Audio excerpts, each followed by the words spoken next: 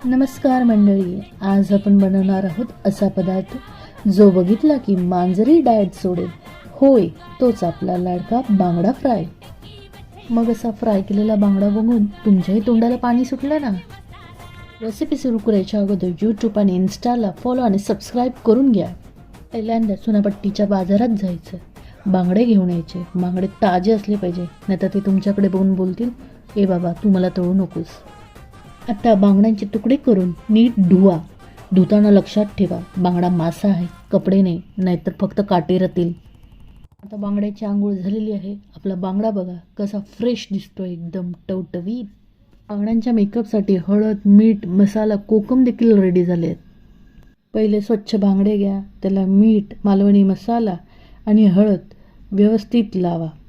नंतर त्यात आंबट कोकम टाका आणि हा सगळं मसाला एकत्र चुरून त्या बांगड्याला व्यवस्थित लपेटून घ्या त्या मसाल्यामध्ये. असं लावा की बांगडा म्हणायला पाहिजे, आज तुम्ही हिरो दिसतोय. 15-20 मिनटं मुरू द्या. तोपर्यंत तुम्ही किचनमध्ये उभं राहून भूक लागल्याचं नाटक करू शकता. आता आपल्या बांगड्याला एक्स्ट्रा पावडरची गरज आहे, म्हणजे तांदळाचं पीठ आणि रवा, मीठ, मसाला तयार केलेल्या पावडरमध्ये भरपूर व्यवस्थित बांगड्याला ते मिश्रण लावून घ्या. गरम तेलात बांगडा टाकला की छस असा आवाज यायला पाहिजे. वारंवार उलटू नका, नाहीतर तो बोलेल मला शांततेत तळू द्या. दोन्ही बाजूने कुरकुरीत करून घ्या. गरम असतानाच फोटो काढण्यात वेळ घालू नका, नाहीतर बांगडा थंड होईल. नमस्कार मंडळी, आज आपण बनवणार आहोत असा पदार्थ जो बघितला की मांजरी डाएट सोडेल. होय, तोच आपला लाडका बांगडा फ्राय. मग असा फ्राय केलेला बांगडा बघून तुमच्याही तोंडाला पाणी सुटलं ना?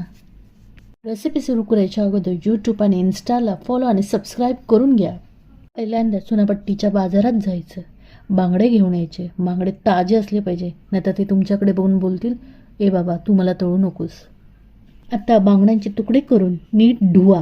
धुताना लक्षात ठेवा, बांगडा मासा आहे, कपडे नाही, नाहीतर फक्त काटे राहतील. आता बांगड्याची आंघोळ झालेली आहे. आपला बांगडा बघा कसा फ्रेश दिसतो, एकदम टवटवीत.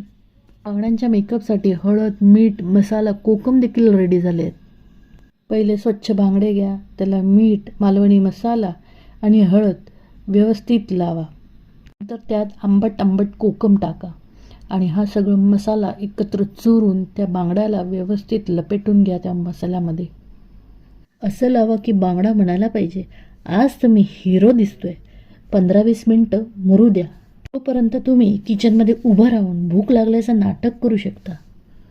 आता आपल्या बांगड्याला एक्स्ट्रा पावडरची गरज आहे, म्हणजे तांदळाचं पीठ आणि